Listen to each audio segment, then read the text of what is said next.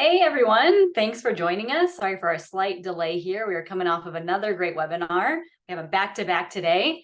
But before I introduce my wonderful co-host today, let me say my name is Morgan Martinez. I'm the content manager here with LawPay. And we're so excited that you're here. A couple of housekeeping items. Please make sure to ask any questions you might have throughout the webinar, leave some comments. We love to see them. Please use the Q&A function at the bottom there to plop in any questions you might have. And if you have any just comments that you want to share, feel free to use the chat function. And just to be clear, we'll definitely be recording this webinar, just in case you want to watch it again, share it with friends or colleagues. So we'll be sharing that within about 48 hours of the webinar ending here. So don't worry, we get that all the time. And we'll also be dropping in an article about legal payment processors in the chat if you all want to do a little bit of reading after the webinar is over too. And let me move on to the best part of the webinar so far, introducing my co-host, Eric Buendorf. Eric is an IT consultant with a rich history of safeguarding businesses and legal professionals. He has more than 18 years of experience, earning a reputation as a trusted advisor and protector. In 2007, he established Evernet, a nationwide provider of business IT support and consulting services. So thank you so much for joining us today, Eric.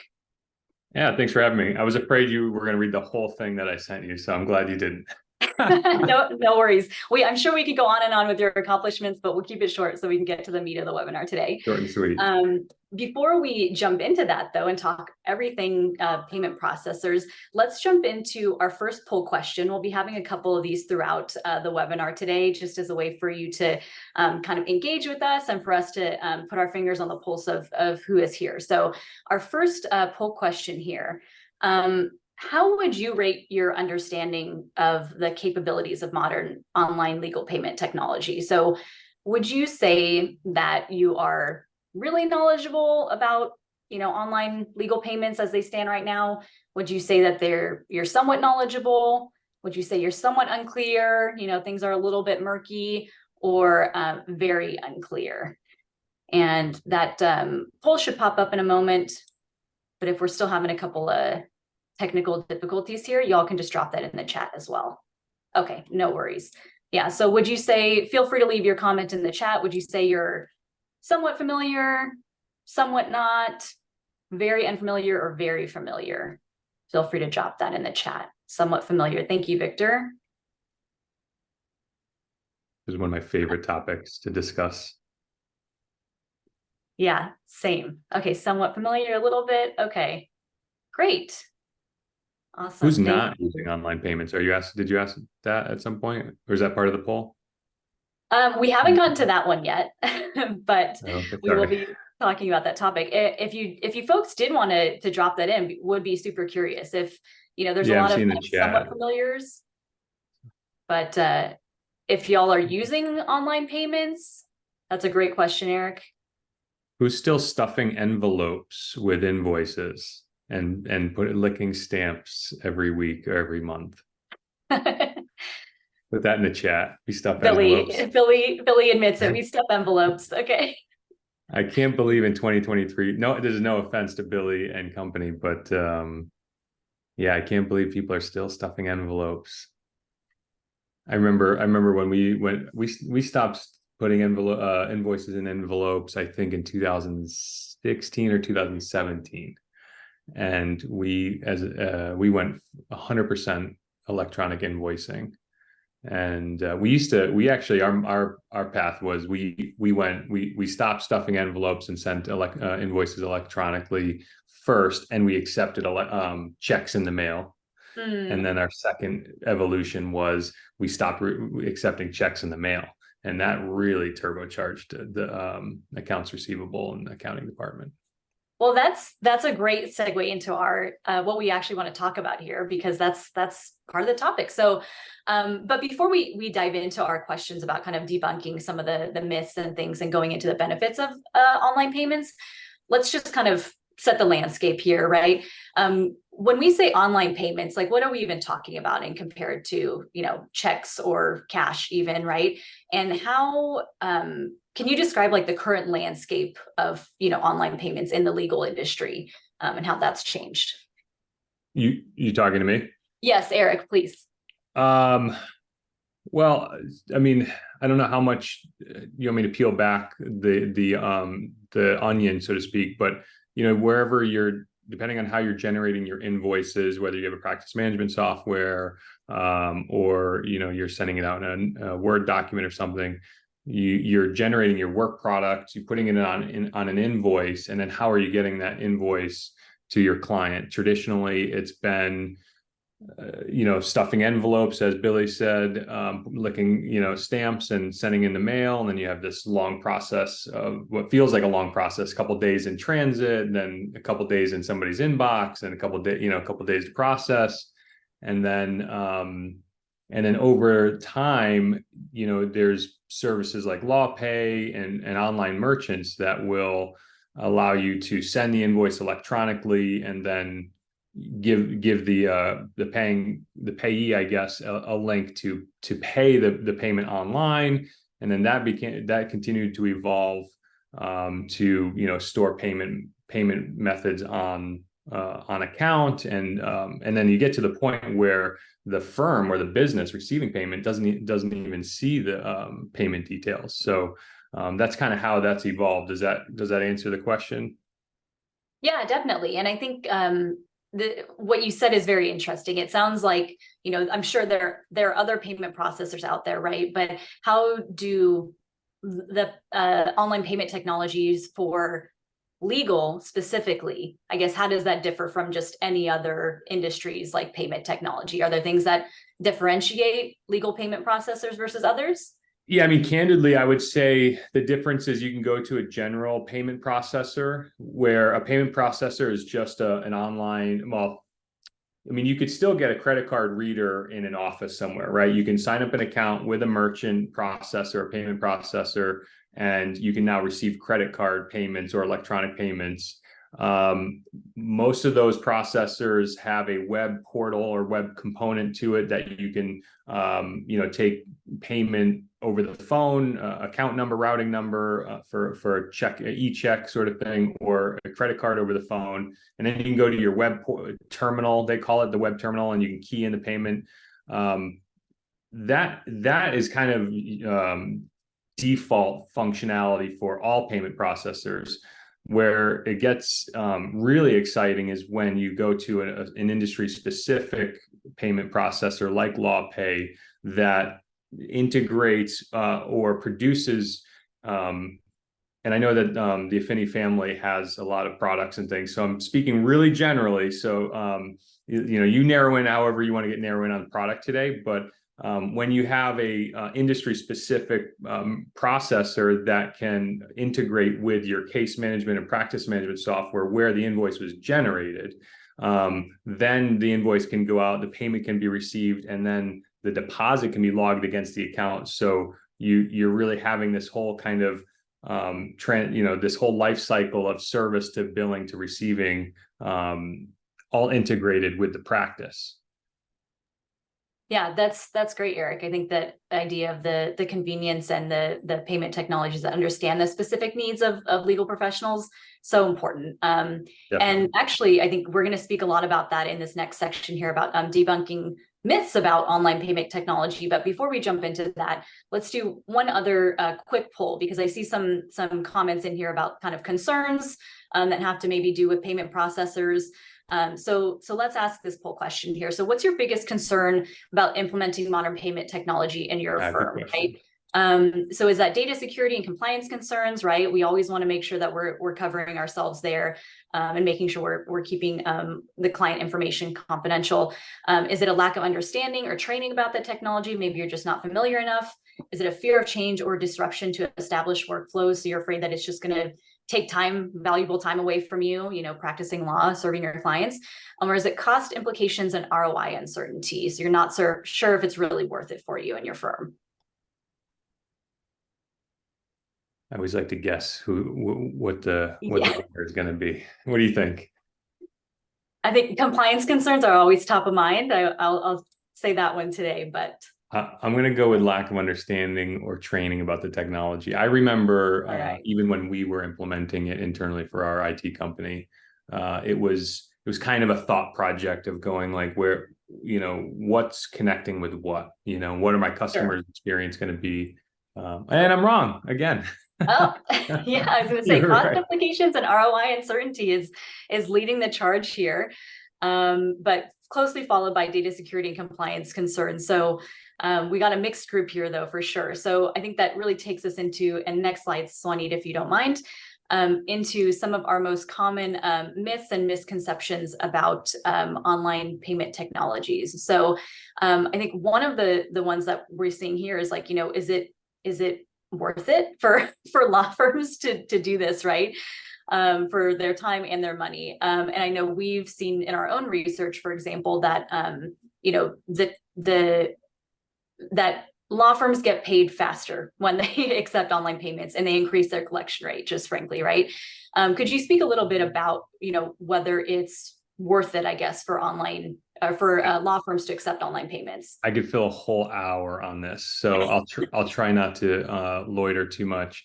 But let me just say right off the top, it's taking online payments, having a client portal. I've said it in these webinars before with you guys, that is now a competitive advantage for a firm. And when you don't have these things, you are no longer competing well against what I would call basically a mainstream modern law firm. So yes, there's costs in relating to the transactions, right? And I don't know how much you want to get into that, because they're, all of these merchants, processors, and all of the merchant functions, every time you swipe and transact, there's a per transaction fee typically, and maybe even some percentage or something.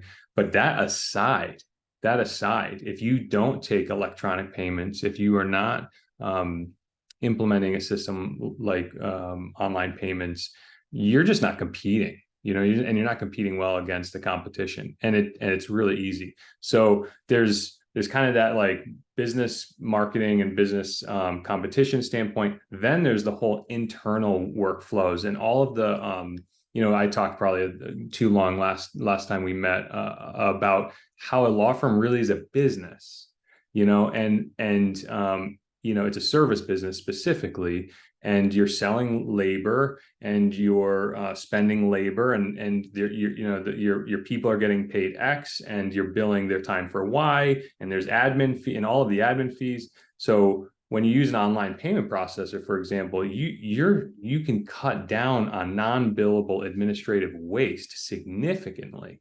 So and that means you're widening your profit margins, which means there's more money in the firm, which means higher salaries and bonuses and new associates and growth. That's what profit allows a business to do, is to grow and be healthy. And something as simple, seemingly simple as online payments is so integral to that. Yeah, that's great. I think that really ties into this point number 5 here. Credit cards are for retail, not for lawyers, right? That may be a pretty common misconception. Like you said, Absolutely, yeah. maybe credit cards are for other businesses, but not ours, type of thing. Could you speak a little bit to that? Because I know, as you said, that in the beginning of this webinar, can't believe in 2023, we're still thinking about stuff in envelopes and licking stamps here. Yeah, I mean, so specifically credit cards are for retail, not for lawyers. I mean, that's just categorically false, right? So credit cards are for any financial transaction and exchange of goods and services. So, I don't know, whenever I have to engage in professional services, whether it's marketing or whether it's legal services or whatever, I want to pay with a credit card. It's more secure, it's faster, it's the way the business is moving. So yeah, credit cards for retail is just categorically incorrect. Your customers, think of yourself, and I realize that we may have paralegals, non-decision makers, maybe associates, in the audience here. But as you influence your firm, think about what your consumer experience is, and think about what it is that you want. When's the last time you wrote a check? And maybe you do like writing checks, and maybe you do, maybe you do like having all of your bills in the mail, and that's fine. But in general, businesses and the world is moving faster than that. So in response to cards for retail, that's just false. That's great. I think I want to touch on something that you briefly mentioned in your answer here too, about credit cards being a little bit more secure. And I think a common myth here is that if I want to accept online payments, it's great, but I just really don't know how I could do that and simultaneously make sure I'm in compliance and keeping my clients' information secure as well. So to point number 2 here, keeping cardholders and sensitive data safe is an insurmountable task. Could you shed some light on that myth, and I guess why online payment technology can be a lot more secure than people may think? Yeah. So, and I'm going to try to do this while responding to Billy in the chat, because whenever I'm in a webinar, I leave a question, I always like to be responded to as well. So to Billy, he says, my business clients have never requested to pay by credit card. So online payments do not constitute just credit cards. And in response to your question, Hannah, or your point, keeping cardholder and sensitive data safe, by taking online payments, you're letting the payee handle their own money. So whether you have an individual or non-commercial client or a commercial client, by pressing them and saying, hey, use our payment method, you're actually telling them that we are security forward. We're saying we don't need to have your check float through how many hands in physical transit if they were to mail it, or if you have some process of taking their credit card or ACH checking account over the phone, that's also an insecure risk. And most of the real estate attorneys will tell you that they're being heavily targeted right now, because they're always moving in a single transaction a very large sum of money, and the hackers, if your email is compromised or whatever, you're always being that's how that attack vector exists. So an online payment processor really allows the customer to go to a known safe portal where they can enter their payments themselves without having to give it to you as the firm, or have it in transit. So that should really apply to commercial or non-commercial equally.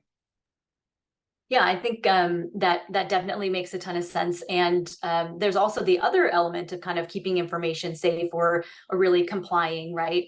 Which is the IOLTA compliance element of it, to the attorney's back end.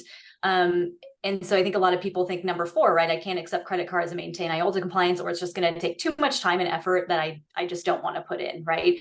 But we know that modern billing and payment software, can allow you to separate those earned and unearned fees, and ensure the proper account deposits and stuff. Could you speak a little bit about that functionality that's specifically aimed at helping legal professionals maintain compliance? Yes. So, depending on what software you're using for your accounting, and depending on what, there are a lot of different kind of ways to send the retainer or send the invoice or the collectible, if you will.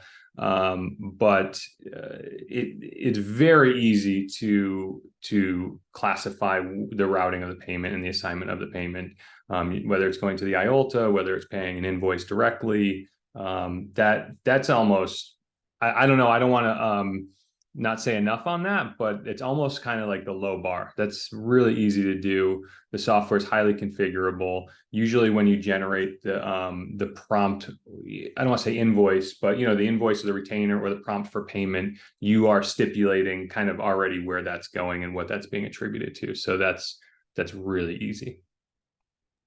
Awesome. Thank you. And to your point about, wanting to respond to folks in the chat as well, like I think we maybe circle back for a minute here, and because now that we see some conversation between Billy and Becky saying, hey, Yep. My clients have never requested to pay by credit card. I think Becky's saying, hey, we do have, clients requesting to pay by credit card.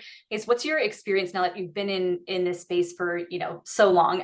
Do you see not only that, attorneys want to offer online payments to simplify their, payment process and get paid faster and all of that, but do you see that the trend is the greater demand for online payments from clients in general? We service, I think, over 100 law firms across the country, and I hope none of them are listening. But I still see the managing partners.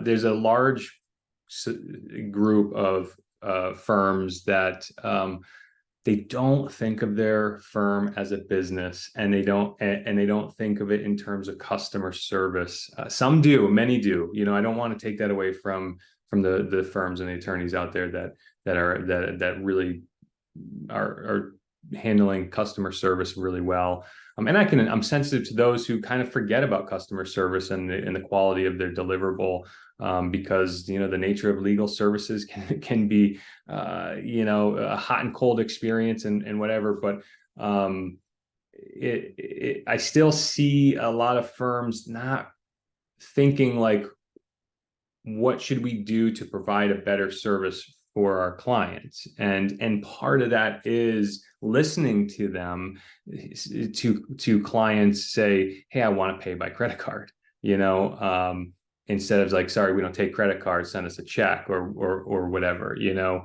a lot of words to say that, the clients are asking for it, although, and Billy says his business clients have never requested to pay by credit card. I wonder how many would pay electronically through an ACH or a credit card if he or she offered it, for what that's worth. Yeah, that's a good point, Eric, that it's maybe folks don't think about, hey, is there another option to pay, right? They just kind of think about what's in front of them and say, okay, well, this is what the law firm accepts, but maybe they would be more willing to do so if the option was presented to them, right? I think that's and listen, there's in the legal community, old habits and old business processes die really hard. Sure. So we talked about this last week in our last webinar. A firm or firm leadership really has to be in the cultural mindset of like, can we automate the repeated task? Are we running an efficient business, service business? Is somebody still going to make deposits at the bank every day or every couple of days? Like, if that's happening, that really needs to be reconsidered, and online payments and LawPay is what we're talking about to solve that. And once you can reclaim that time of lost productivity, you're doing, simultaneously, you're reclaiming lost productivity and providing a better service to your clients. So but it takes a culture. I've spent a lot of time on this last week. It takes a culture and a willingness to kind of build that kind of thinking into your culture. And I presume everybody who's here today watching us, it has some sense of that in them, where they want to do things maybe better tomorrow than they were yesterday. Yeah, fantastic.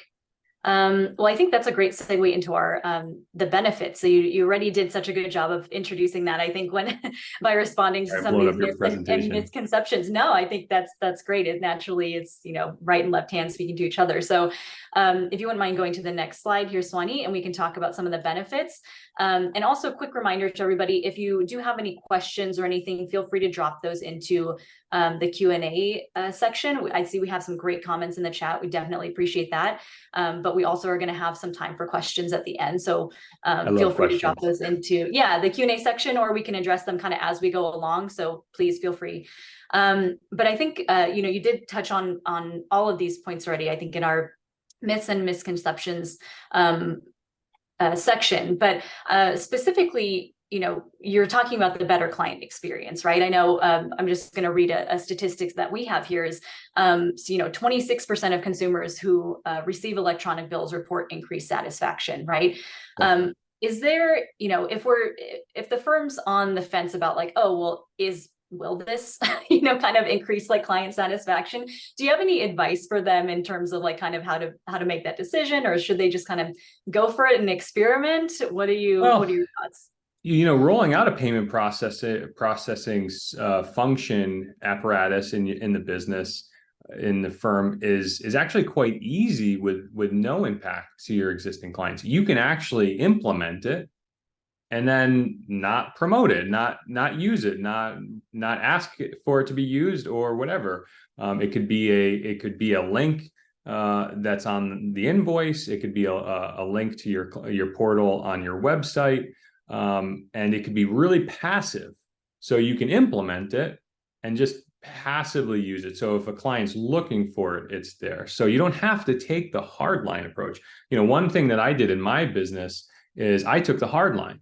I was willing to, after at that time running a business for I think 10 or 11 years, chasing money, bad clients, tough clients, unprofitable accounts and things like that. I really made a business decision to say, like, listen, I'm going to run a better business, and in part of that is saying it's in everybody's best interest to do something like online invoicing and online payments.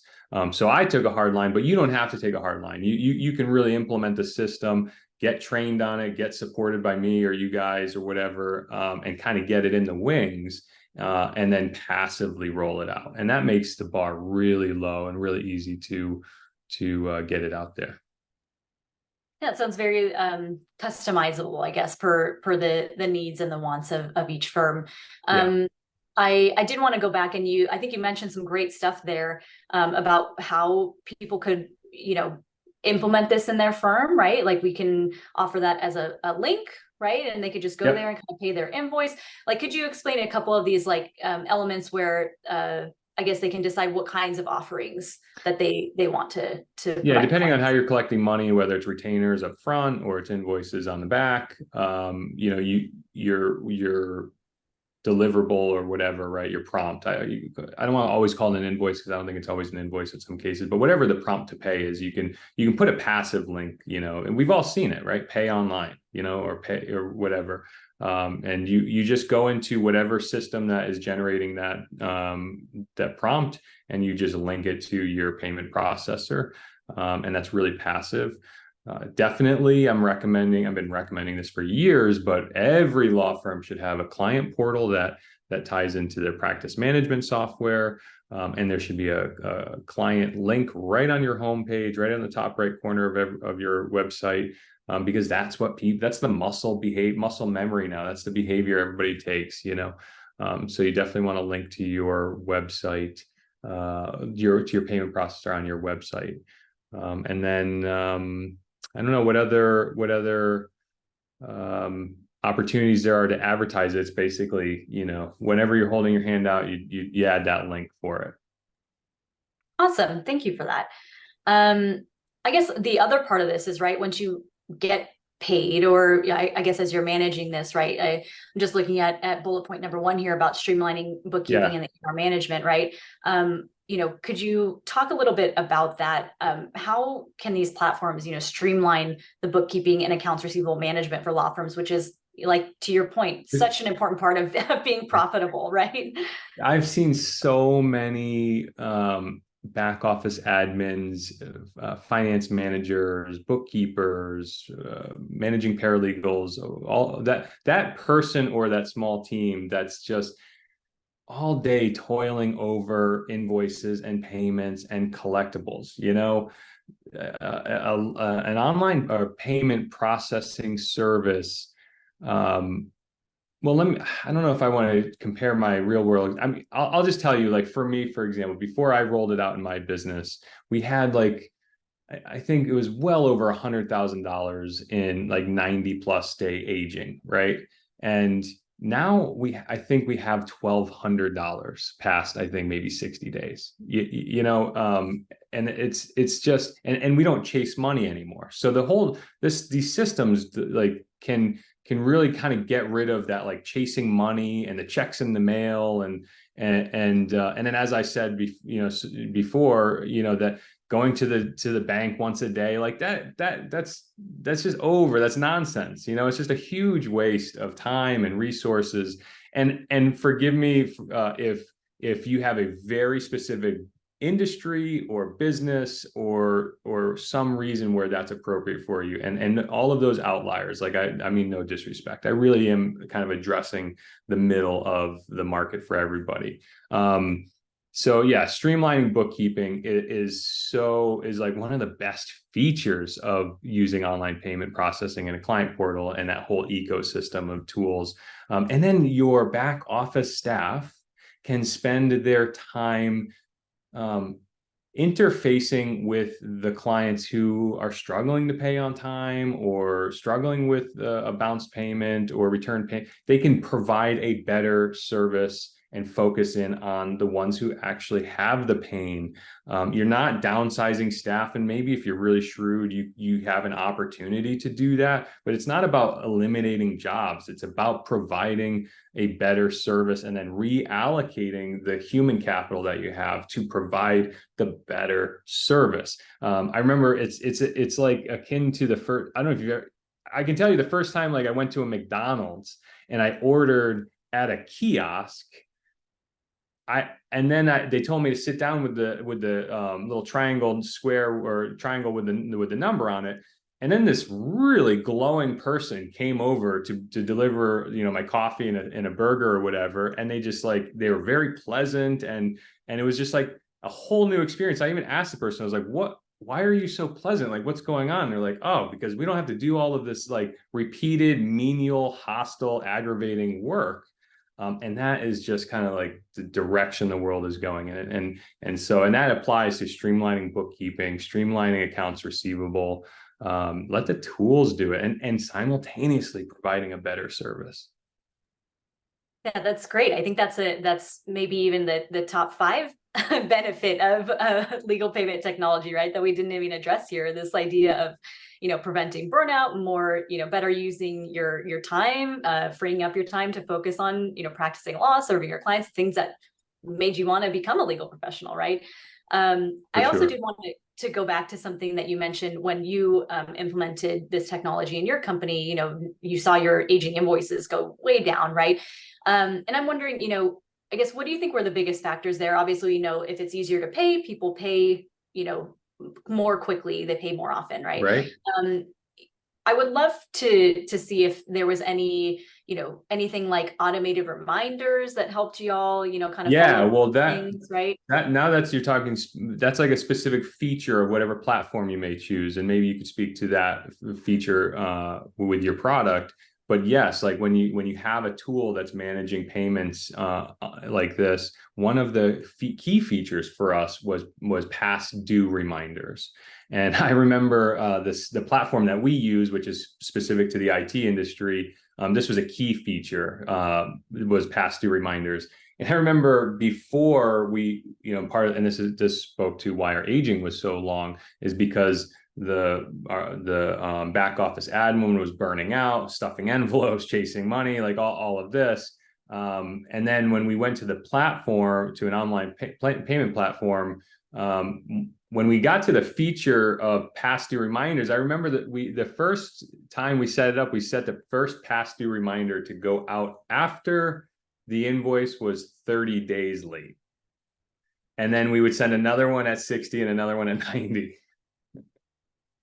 And then it was just like a constant evolution of going, like, until I got to the point, which I think it took me maybe like as much as a year to realize, no. If we provide a service, we expect to get paid. And on the first day that you're past due, you are going to know about it. And now you get notified every single day that you're past due until and quite frankly, until it goes to collections, until it becomes a really bad experience. And that may put a lot of people off. And in fact, I know it does put a lot of people off because it feels impersonal, or it feels like you're not like caring about the client. But that could not be farther from the truth. What this allows you to do is it holds everyone accountable to the relationship that you're engaged in, which is appropriate. And then it allows you to really make sure that your business and your firm survives so that you can continue to provide that 5-star service to the clients who want you to be there and want you to be there to continue to provide those services. I kind of went off on a tangent there, but bring me back in. No, I think that's great.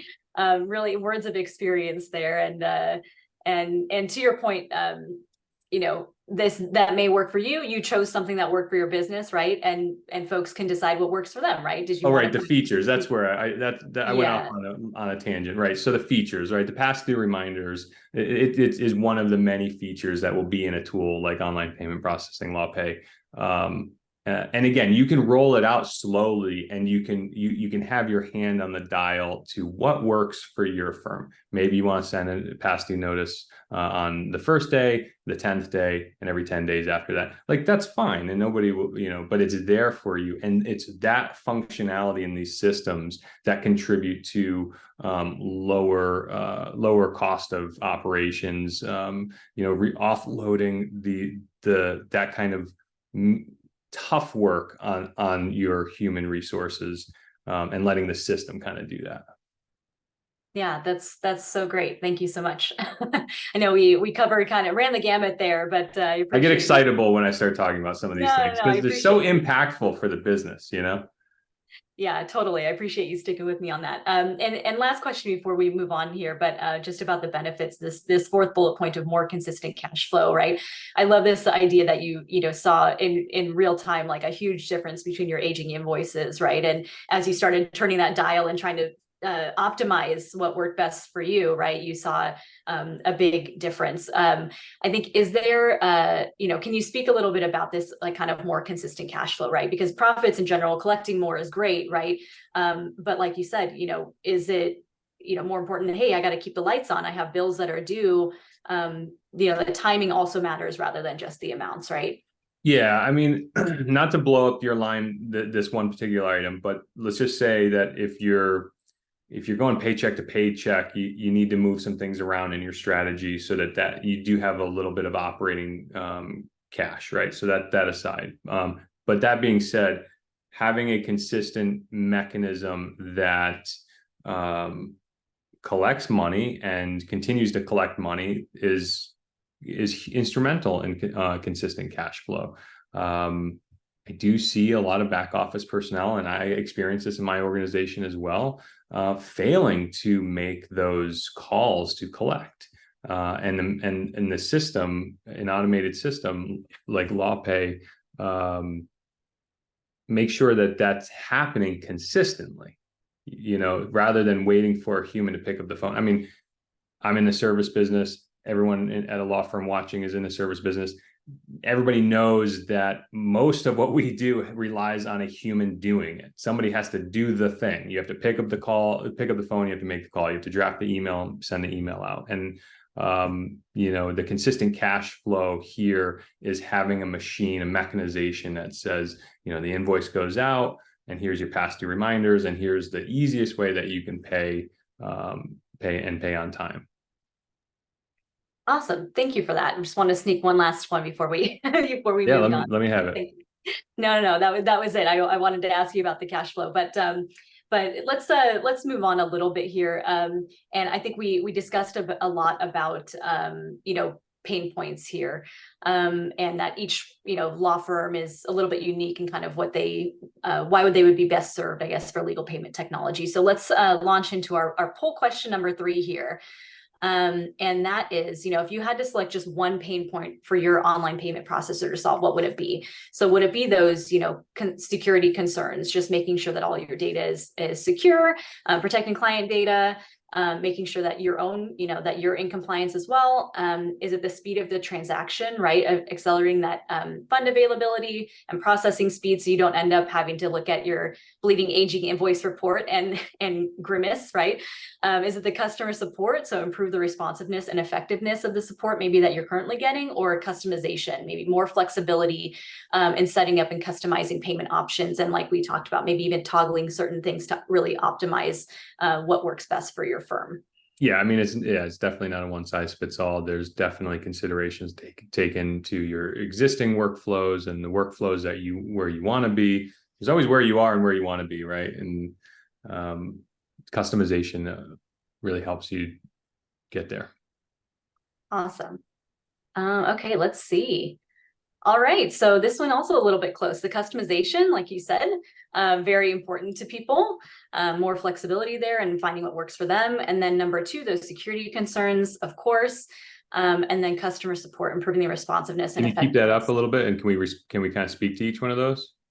Yeah, sure. So I was also going to say that, LawPay helps with each one of these. I would love to hear your thoughts a little bit as well. Did you have some that you specifically want to start? Yeah, so security concerns, right? I mean, where's the data and what's the data doing? LawPay, takes security very seriously. Everything's encrypted in all exceedingly accepted standards. So I don't know. I don't know if you want to speak. Maybe you'd be better off to speak to the security concerns. To me, it's kind of like a nothing burger, and I don't want to like reduce it because obviously it's important. But it's definitely security is being addressed in encryption, storage, at rest, and in transit. What do you say? Yeah, I think the nothing burger is great in the sense of like, oh, it's already covered, you don't have to worry about it type of sense. But yeah, definitely. I think security concerns, obviously, when you're dealing with any sort of financial information, right? Like that is key. So I know LawPay, for example, we have military grade security. That's how we like to say it, right? These are the security protocols that, banks use and, the military uses to protect financial information. So that's great. I think speed of transaction. Did you want to kind of go through? Speed of transactions, okay. Accelerate fund. Okay, so yeah, maybe you're better off to respond to that as well. I mean, there's the typical probably clearing period, right, for ACH transactions, right? Daily deposits for credit transactions. Yeah, so we won't get, I guess, too in the weeds here, but I'll just say kind of as like a blanket statement, obviously, the speed of the transaction, you can get, an invoice fulfilled in seconds, right? As quick as it takes for somebody to click on that invoice and provide their information, that's pretty much as quickly as you can, be paid. Compared to, like you said, there's that process of if we're doing this by mail, right? We got to wait for the check to come in, right? When it gets lost, we got to wait for it to process after we get the check. So, we're just so typically what happens is like when they mark the payment, the invoice paid, the status of that payment, and then that goes to, sorry, my computer is doing new bubbles. Then there's like an evening kind of batch deposit that happens depending on the payment types, whether you have a bunch of credit card payments that came in through the day or ACH, right? And then the credit deposit that hits your account the next day, same day, right? Yeah, I would say it's definitely very quick. For folks who want like specific, details about that, I would definitely recommend that we guide them to some of our team members who can speak to them about their specific questions. But yeah, definitely that's the kind of general process. Like you said, you can track the status of any of those invoices in real time, right? So the process that it's going through. And so there's never any, hey, did they see it? Did they not see it? Right? Like, are they paying it? I don't know. Right. And then that ties us into the next one, the customer support. Now, presumably LawPay and most merchants, credit card processors, they kind of act like banks. So there's like a 24/7, 365 hotline that can be called when there's an issue with a payment. What would you say to that? Yeah, we definitely have the best, in my opinion, best phone support team, always friendly, definitely available. We also have multiple ways to contact us. So some folks prefer, do we want to live chat? Do we want to do something like that? Right. So there's different ways to reach out in case you have any questions. There's never an element of, hey, you're just going to be alone, right? Like figure out your problem. And this is going to be self-serving. This is where my shameless plug is. We have a lot of clients who call us, we're their IT company, and say, hey, we're having a problem with our payment processor or something. Can you either sit in on the call with us or call them for us? So that's where we fit into that. Yeah, perfect. I mean, it takes a village, right? And then the customization element, yeah, we've definitely spoken about, right? That there's just flexibility in finding what works for your firm. There's features there available for you for products like LawPay, right? Your scheduled payments, if you want to just schedule them out, right? So you don't have to worry about it. Maybe you have like a recurring transaction that you like. You set up payment plans, for example, and you want to make sure that those payment plans go into effect without you kind of having to micromanage that. There's definitely a lot of different features that are available that, as you mentioned before, Eric, you could just find out kind of pull which levers you want to, right? Yep. And you always want to approach it using a tool like this of knowing what pain or problem you want to solve. And when it comes to customization, my team and Evernet, that's where we also get involved, where sometimes you guys as the vendor you're a little more removed from the firm, where we get closer, we roll up our sleeves with the firm and kind of help maximize customization and integrate workflows and things like that. Yeah, definitely. Perfect. So I think awesome work on talking to each of those benefits, and loves that everybody was super engaged in the poll. I guess, we have a couple of minutes here. What's next here? Like, what's next in the industry? I think you have your fingers on the pulse, right? But are there any, emerging payment technologies that firms should be aware of? Or, did you really want to, circle back on your point before about, if firms aren't accepting online payments, right?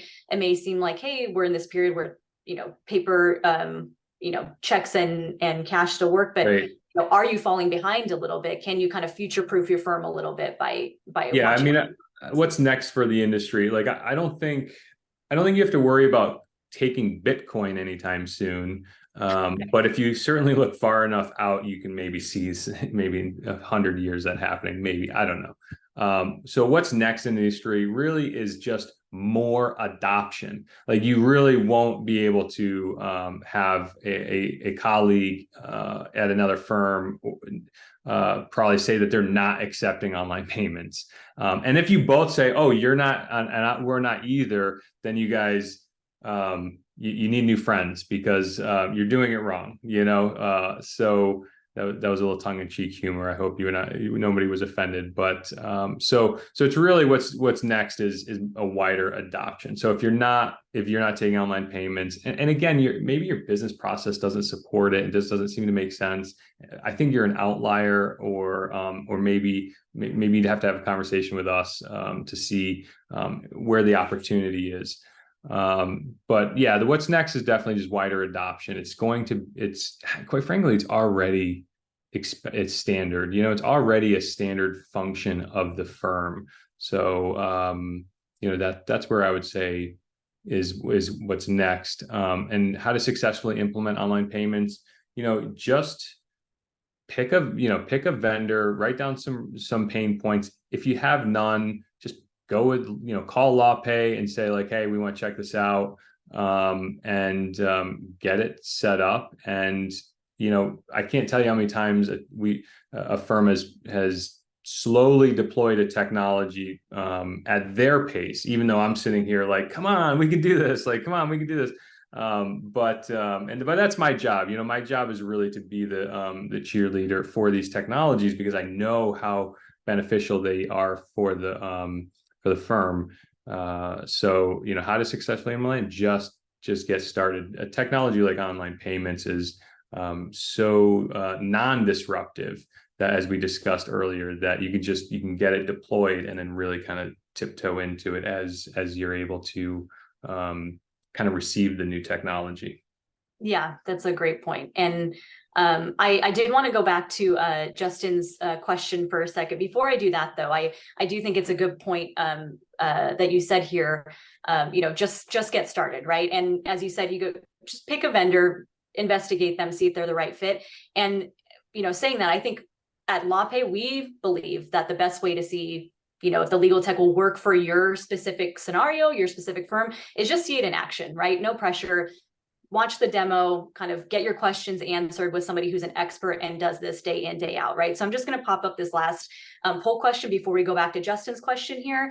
And that poll question is, would you like to learn more about how LawPay can help you get paid 39% faster? I think it's not just about getting paid faster. We also spoke to, several benefits today with the help of Eric here, but just want to give you folks an opportunity to connect with us easily. And again, just get your questions answered. It's free demo, no pressure. All right. And then let's circle back to Justin's question here in the chat. He said, do you have any perspective on billing large corporate clients that have a sophisticated spend management solution and even have an automated billing, guidelines? Do you find it's painful to coordinate those invoices and settling terms, or do those large companies still log into your payment processing platform? Do you have different billing processes? Is that something that you can speak to, Eric? Yeah, I could speak to this. This is tough. This is tough. Sometimes you have to make a decision to implement processes and tools for what's best for your firm and your business. Sometimes you have to make exceptions. Okay. It really depends on who's writing the checks. I mean, or whatever the money's doing, I guess. So to Justin's response, you certainly cannot make a large, maybe he's dealing with insurance companies or some other mega corp, and that constitutes all or a large portion of his business. Certainly, they may be doing the dictating in regards to payments and invoices and things like that. That doesn't mean that if the relationship isn't healthy with your point of contact, that you can't show them a better way. So if you have a system where you can track your time, run your practice, and generate your billables in a way that tees it up for them to pay online, they may be willing to adopt that. So you really want to just talk to them about that. You can still even get to the point where maybe their process is to receive your mailed invoice and cut a check, send it through some series of handling, and then cut a check in the mail and send it out. You may be able to ask them to intercept that check and enter the payment in the payment processing or your payment portal, and then void the check and destroy it. So, I've seen it both ways. I've seen large corporations have really, you have a one-on-one healthy relationship where they're willing to do that because there's an obvious benefit to the relationship and to your firm. I have seen it in the other way where the megacorp says like, no, we can't change or modify our processes because the volume is too large, so we just can't accommodate you. And if you're in that scenario and that constitutes a large portion of your business, like, congratulations for having a great client, but in this case, maybe it's not a fit for you. Sure. I think right here we're discussing, they have a lot of options. It really depends, right, on their unique scenario, right? But that definitely great insights. And Justin, yes, I hope that helped you. So thank you so much, Eric. Thank you so much, Eric, for being here. You always have great insights. I would willingly discuss this topic with you for hours today, but I love it. And just in case everybody forgets, I don't work for LawPay. I'm an IT. I own an IT company that services law firms all over the country. LawPay is a wonderful partner of ours, and we love you guys so much. And doing this is just, I don't know, it's obvious how much joy I take out of it, I'm sure, because it's both the subject matter that I enjoy, the client base that I enjoy. But if you have any questions where I can help you, whether it's preliminary or after or during, anywhere, I tend to let you guys manage the relationship until the client says, like, I just need maybe a little more personal handholding to manage my vendor with me. And that's really where I can get involved. So shoot me an email. Go to our website if you'd like. And I'm also on LinkedIn, which you don't have, but I did put it at the top of the chat, which I enjoy when people connect with me on LinkedIn. Awesome, Eric. Thank you so much. Yep, your contact information is there. Thank you for providing that. And if you folks also, have any questions about LawPay, our website, lawpay.com, of course, great resource. And y'all can always find some information there or easily connect with somebody to answer your questions as well. We have a variety of ways to get in touch. So thank you so much for being here again, Eric, and all of our attendees. We hope to see you at the next one. We'll see you next time. right. Thank